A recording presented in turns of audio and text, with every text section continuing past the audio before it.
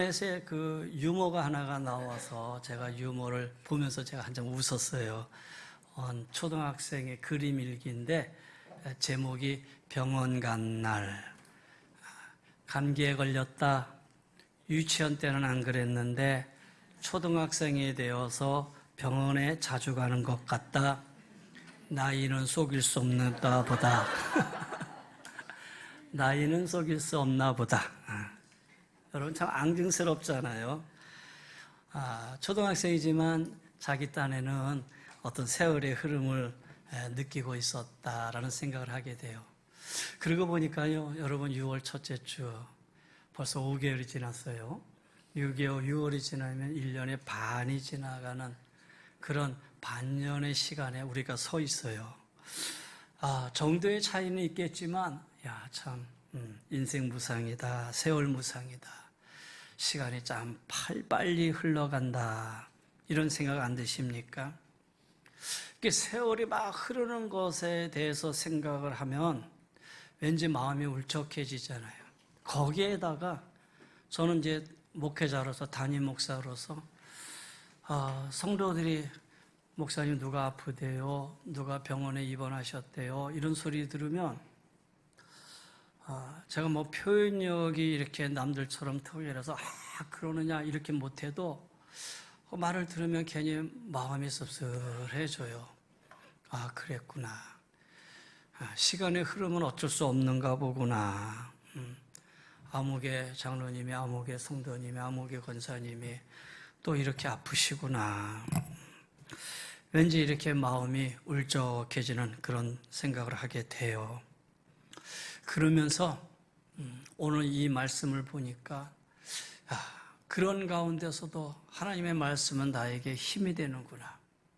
지난주 월요일 날 우리 성도님 한 가정을 제가 신방을 하면서 함께 이 말씀을 보면서 그 성도님, 그 집사님 내 가정뿐만 아니라 오늘 우리에게도 큰 위로의 말씀이 되겠다. 그래서 이 말씀을 다시 한번 조명해 보는 거예요.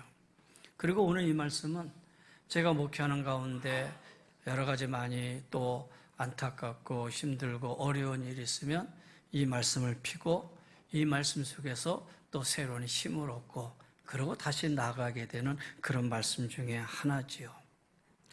자, 그런 의미에서 오늘 이 말씀을 한번 생각해 볼게요. 오늘 7절에 보니까 우리가 이 보배를 질그릇에 가졌으니 그랬어요. 그러면 우리가 뭐라는 얘기냐면 질그릇이라는 거예요. 바울은 인생을 가리켜서 질그릇이다라고 얘기를 해요. 질그릇인 질그릇인데 어떤 질그릇이냐? 보배를 담은 질그릇이다라는 거예요. 여러분, 인생은 질그릇이에요. 질그릇이 뭐냐? 여러분 한번 이미지 한번 열어보고 이런 게 질그릇이에요. 그냥 보잘것없어요. 흙으로 대충 만들었어요. 그래서 쓰다가 버리면 그만이고 그냥 깨어지면 그만인 아무 값어치가 없는 그릇이 질그릇이에요. 여러분, 인생의 정체성, 여러분의 정체성이 바로 여기에 있어요. 우리의 인간의 정체성은 바로 질그릇일 뿐이다라는 거예요. 그런데 이 질그릇에 보배가 담겨져 있어요.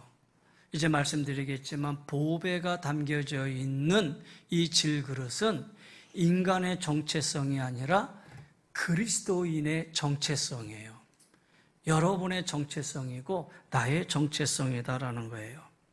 아무쪼록 오늘 말씀을 통해서 세월이 흘러감에 따라 울적해지는 게 아니라 오히려 새 힘을 얻고 복되고 아름다운 인생을 살아가는 저와 여러분이 되시기를 주의 이름으로 간절히 권면하며 축원합니다.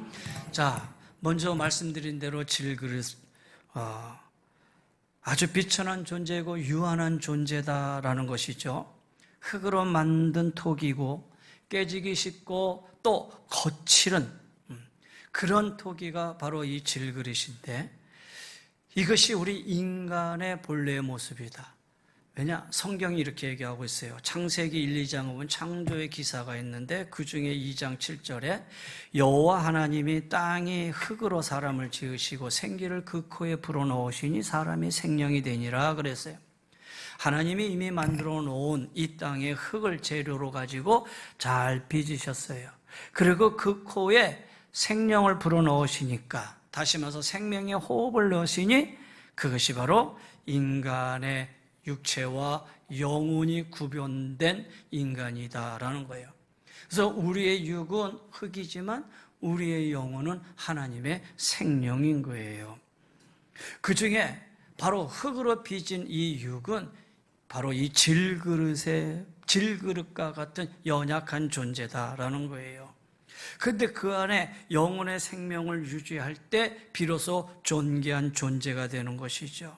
그런데 안타깝게도 아담 이후의 모든 인간이 하나님을 배반하고 범죄하지요. 여러분 성경 잘 보시면 아시잖아요. 그래서 그 영혼의 생명을 잃어버렸어요. 게다가 육체마저도 곧 병들고 늙고 죽을 운명이 되고 말았어요. 범죄한 인간에게 하나님이 이렇게 선언을 하셔요. 창세기 3장 19절에 보면은 내가 흙으로 돌아갈 때까지 얼굴에 땀을 흘려야 먹을 것을 먹으리니 네가 그것에서 취함을 입었으니라. 너는 흙이니 흙으로 돌아갈 것이니라 하시니라. 이것이 인간의 실상인데 문제는 인간들이 이것을 망각하고 살아간다라는 거예요.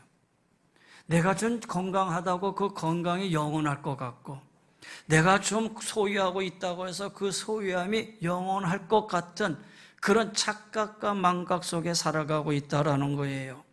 사실 이런 것들은 다 액세서리에 불과한데 이런 것들을 갖추고 있으면 자신이 문화된 것처럼 자신만만하지요. 그런데 실상은 그거 역시 깨지기 쉬운 질그릇뿐이다라는 거예요. 보세요.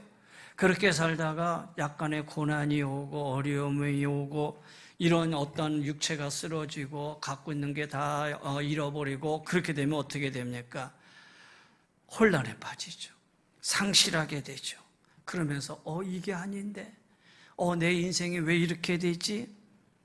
여러분 근데 그때마다 우리가 착각하지 말아야 될 것이 뭐냐? 아하, 질그릇이었구나. 기억해야 된다라는 거예요.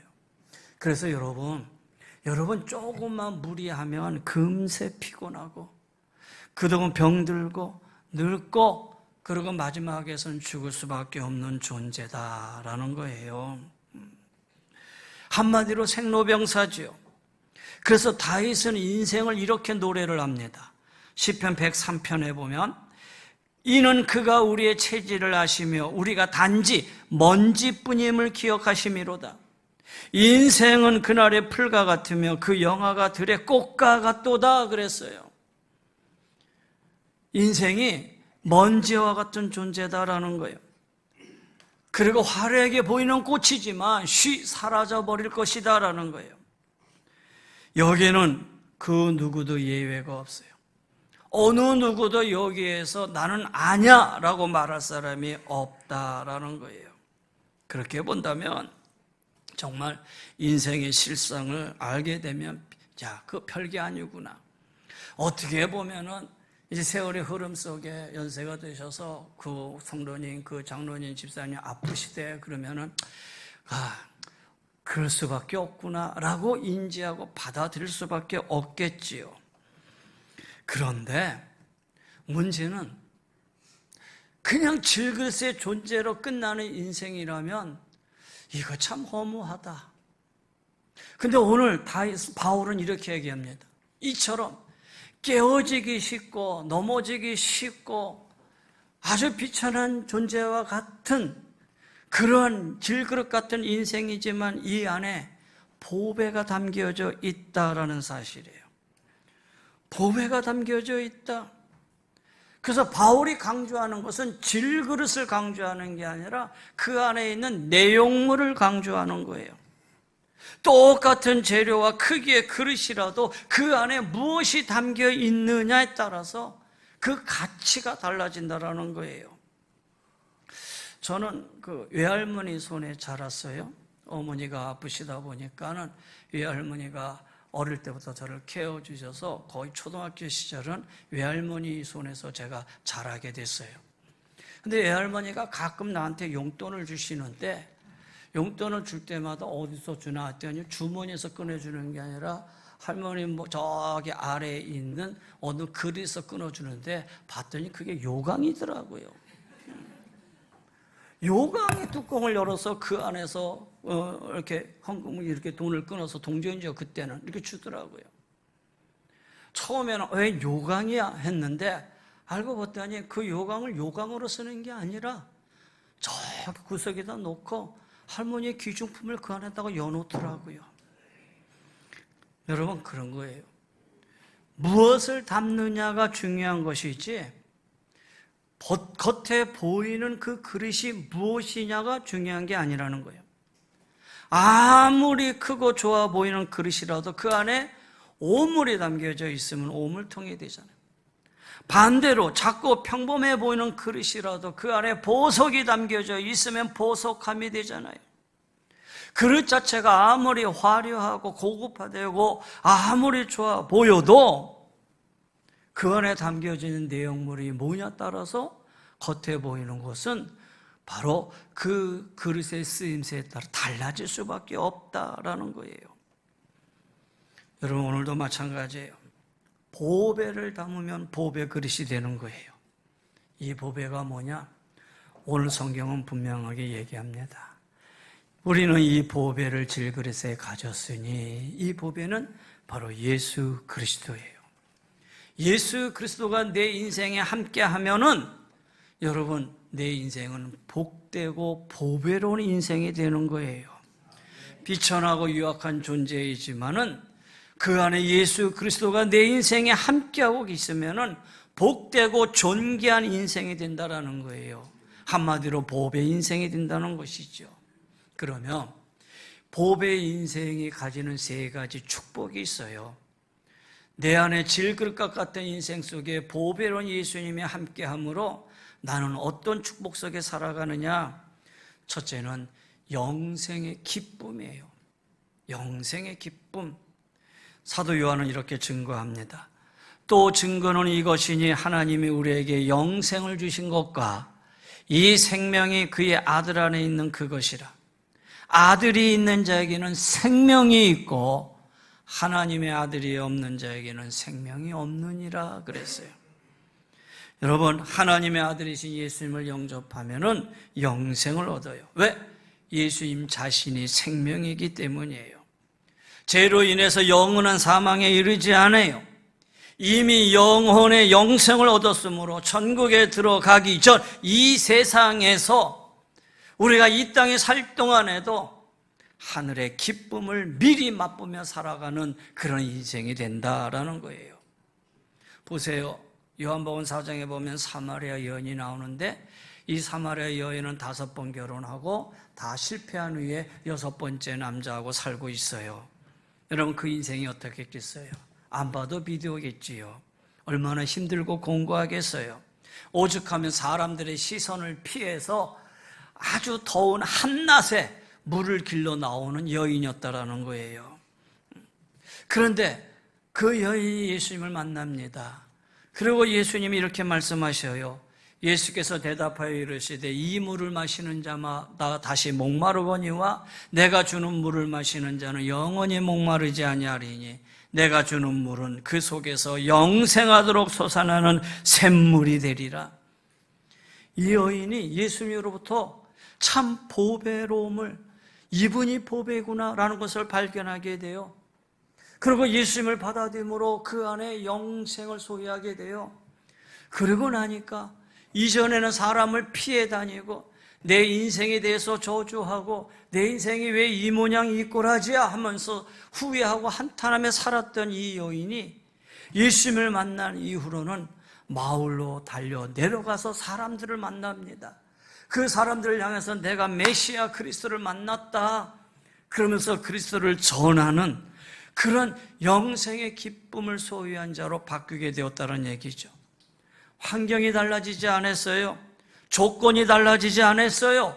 환경과 조건은 그대로였어요. 그러나 그 안에 주님이 계심으로 인해서 영생의 기쁨으로 그의 인생의 삶이 달라지기 시작했다라는 거예요.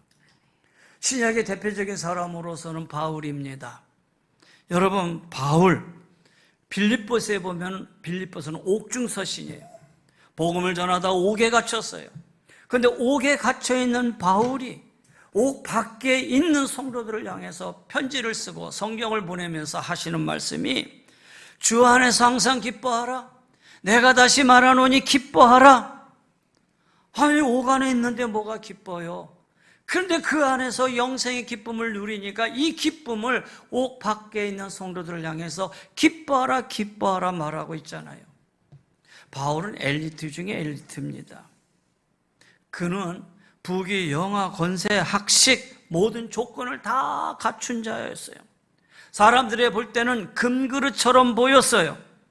그러나 사실은 질그릇에 금빛을 한 것뿐이지요. 그렇잖아요. 후에 이 바울은 얘기합니다. 이 모든 것을 배설물처럼 여기노라 하면서 자기가 가지고 있는 모든 걸 다 버렸다 그랬어요. 그리고 내 안에 주님을 모시고 삶으로 인해서 영생의 기쁨을 누리게 되는 그런 삶을 살았다라는 거예요.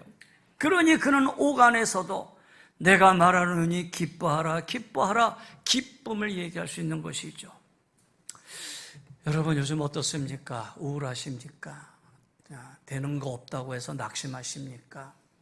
세상을 돌아보니 참 왜 이러나 하면서 여러분 부정적인 생각을 하십니까? 내 삶을 돌아보면서 이거 앞으로 어떻게 될까? 뭐 이런 생각을 하십니까? 어떠한 일이, 어떠한 부정적이고 어떠한 허무함이 여러분에게 있든지 간에 이거는 누구를 막론하고 다 질그릇 같은 인생이기에 똑같다. 그러나 중요한 것은 내 안에 예수님이 계시면 영생의 기쁨을 소유하며 살아갈 수 있기에 이 모든 걸 이길 수 있는 힘이 우리 안에 있는 것이고, 이 어두운 가운데서도 우리는 기쁘게 살아갈 수 있는 그러한 그리스도인의 정체성을 잃지 않고 살아가는 성도가 되는 거예요. 할렐루야. 여러분 안에 영생의 기쁨이 있기를 주의 이름으로 간절히 권면하며 축원합니다. 예수님과 함께하는 가운데에 여러분의 영혼의 주님을 모심으로 인해서 어떤 상황에서도 기쁨을 누리며 살아가기를 바랍니다. 두 번째입니다. 승리의 기쁨입니다. 아니, 승리의 확신입니다. 오늘 본문의 7절 보세요. 우리가 이 보배를 질그릇에 가졌으니 이미 심히 큰 능력이 하나님께 있고 우리에게 있지 아니함을 알게 하려 함이라. 그렇지요. 질그릇은 아무것도 아니에요. 할 수 있는 게 아무것도 없어요. 그러나 그 안에 담겨진 보배로 오신 예수 그리스도, 그분은 하나님의 아들이셔요. 그분이 내 안에 임재함으로 인해서 능력의 역사가 나타나요. 그래서 고난과 핍박이 닥쳐온다고 해도 넉넉히 승리할 수 있어요. 오늘 바울이 그것을 증거하고 있는데 8절, 9절 보세요. 여러분, 이 말씀은 너무나 우리에게 힘이 되는 말씀이에요. 보세요. 우리가 사방으로 우겨쌈을 당하여도 쌓이지 아니하며 답답한 일을 당하여도 낙심하지 아니하며 박해를 받아도 버림받지 아니하며 거꾸로짐을 당하여도 망하지 아니한다. 이 말씀을 역설적인 진리라 그래요. 보세요. 우겨쌈을 당하면 쌓여야 되잖아요. 답답한 일을 당하면은 여러분 답답해야 되잖아요. 그렇잖아요. 박해를 받으면 버림받아야 되잖아요. 거꾸로짐을 당하면 망해야 되잖아요. 그런데 바울은 얘기합니다. 사방에서 압박이 오고 별일을 다 당해도 망하지 않고 나는 승리한다라는 고백이에요. 그 능력이 내 자신에게서 나오는 게 아니라 누구에게? 하나님에게 있다라는 거예요. 그분이 내 안에 계시기 때문에 아무리 세상의 원수들이 강하고 태사 같은 문제들이 나에게 닥쳐온다 하더라도 예수님은 더 위대하고 크신 분이기 때문에 반드시 승리한다라는 사실이에요. 요한일서 4장에 이렇게 얘기합니다. 자녀들아, 너희는 하나님께 속하였고 또 그들을 이겼나니 이는 너희 안에 계시니가 세상에 있는 자보다 크심이라. 할렐루야. 잠언서는 이렇게 증거합니다. 대저 의인은 7번 넘어질지라도 다시 일어나거니와 악인은 재앙으로 말미암아 엎드려지느니라. 여러분, 하나님을 믿는 성도라고 해서 이 세상 살면서 고난이 면제되는 거 아니에요. 어려움이 사라지는 거 아니라는 거예요. 중요한 것은 내 안에 보배가 있기 때문에 그 능력으로 버티고 이겨내고 결국 승리한다는 것이죠. 그래서 성서 주석가 월리엄 바클레이는 이렇게 얘기합니다. 그리스도인의 특징은 쓰러지는 것이 아니라 쓰러질 때마다 다시 일어나는 것이다. 할렐루야. 다시 말해서 녹다운은 될 수 있어도 녹아웃은 되지 않는다라는 거예요. 오뚜기처럼 다시 일어나는 인생이다라는 거예요. 얻어맞고 넘어질 수는 있어요. 그러나 완전히 기절하지 않고 다시 일어난다라는 거예요. 사랑하는 성도 여러분, 여러분이 인생 살다가 별의별 고난과 핍박이 있더라도 보배이신 예수님 모시고 확신 가운데 꼭 승리하며 살아가는 우리 귀한 성도님들이 되시기를 주의 이름으로 간절히 권면하며 축원합니다. 오뚜기 인생에 유명한 사람이 홍수환 선수잖아요. 여러분 잘 아시잖아요. 홍수환 선수, 뭐 젊은 사람들은 기억하는지 모르지만 연세 있는 분들은 다 기억하시죠. 근데 그분이 지금 장로님이시잖아요. 다운되고 2라운드에 4번이나 다운됐지만 다시 일어나고 다시 일어나고 다시 일어나서 결국은 승리하는 모습을 아마 우리 연세 드신 분들은 다 기억하고 있을 거예요. 그분은 이렇게 간증을 하죠. 인생은 복싱과 같습니다. 얻어맞고 다운도 되지만 다시 일어나면 됩니다. 주님으로 인생의 챔피언이 되십시오. 홍수환 장로님의 얘기입니다. 세 번째입니다. 세 번째 축복 마지막은 천국과 부활의 소망입니다. 질그릇 같은 우리의 인생은 언젠가는 죽음을 맞이하게 됩니다. 내 생전의 재림이 이루어지지 않는다면 우리는 다 죽음을 맞이하게 될 거예요. 그 이전에 세월이 흐르면서 점점점 쇠약하게 될 것이고 늙어지게 될 것이고 병들게 될 것이고 결국은 죽게 될 것이다라는 거예요. 근데 이런 생각에 잠기면 너무 슬퍼요. 허무해요. 낙심되기 쉬워요. 하지만 보배이신 예수님이 계시기에 우리는 소망을 가질 수가 있는 거예요. 오늘 본문 10절 보세요. 우리가 항상 예수의 죽음을 몸에 짊어지면 예수의 생명이 또한 우리 몸에 나타나게 하려 함이라. 십자가 후에 부활이죠. 나도 예수님을 모시고 있으면 죽었던 영혼이 새 생명으로 살아나고 날로 새로워지는 거예요. 그리고 육체의 수명이 닿으면 우리 영혼이 천국에 들어가게 되는 거예요. 육체는 죽음 이후에 흙으로 돌아갔다가 예수님이 재림하는 순간 부활체, 썩지 않는 빛나는 모습으로 영원히 살 수 있는 모습으로 우리가 다시 서게 되는 거예요. 그래서 우리 안에 보배로우신 예수님을 모신 그리스도인들은 어떤 경우라도 천국과 부활의 소망을 가질 수가 있는 것이죠. 오늘 하나님 말씀에 쭉 내려와서 16절에 가서 보세요. 16절에 이렇게 얘기합니다. 앞에 PPT도 있어요. 그러므로 우리가 낙심하지 아니하노니 우리의 겉사람은 낡아지나 우리의 속사람은 날로 새로워지는도다. 할렐루야. 여러분, 우리의 겉사람, 여러분 육신이죠. 질그릇과 같은 우리의 육은 점점 새해져요. 여러분 20년 전의 얼굴이 여러분의 지금 얼굴입니까? 아니잖아요. 그렇잖아요. 매년 얼굴의 모습들이 점점 달라지잖아요. 제가 어린이 대공원에 운동하러 갔는데 어떤 어린아이가 막 울어요. 근데 엄마가 어쩔 줄을 몰라 하는 거예요. 어쩔 줄을 몰라 하는데 애가 막 땡깡을 부려요. 그래서 제가 지나가다가 아이를 이렇게 보면서 야, 그렇게 땡깡 부리는 거 아니야. 울지 마. 그랬어. 그랬더니 그 아이 엄마가 이렇게 아이를 보면서 하는 말이 야, 할아버지가 말씀하시잖아. 할아버지가 말씀하시잖아. 쟤는 말했다가 내가 할아버지가 됐어요. 근데 내 차림이 운동복 차림이거든요. 나름대로 살도 빼고 아주 운동복 쫙 입고 그리고 나가서 운동하는데 그 젊은 엄마가 날 보더니 애한테 할아버지가 말씀하시잖아 그러는데 제가 그 말을 듣고 괜히 말했다. 아하, 내가 아니라고 해도 아닌 게 아니구나. 여러분, 지금 이 모습이 10년, 20년, 30년 더 가면 또 어떻게 되겠어요? 그러나 육체는 별거 없이 낡아지지만 중요한 것은 우리의 속사람 영혼은 날로 날로 새로워진다는 거예요. 주님을 더욱 닮아가고 은혜 가운데 풍성해진다는 거예요. 그러다가 죽음의 순간 육체를 벗고 우리는 하나님 나라에 가게 되는 것이죠. 천국이 어떤 곳이냐? 성경은 이렇게 얘기해요. 요한복음 21장, 22장에 보면 천국의 모습을 다양하게 모셔되어 있어요. 그 중에 4절을 보면 이렇게 얘기하고 있어요. 모든 눈물을 그 속에서 닦아주시니 다시는 사망이 없고 애통하는 것이나 곡하는 것이나 아픈 것이 다시 있지 아니하리니 처음 것들이 다 지나갔음이라.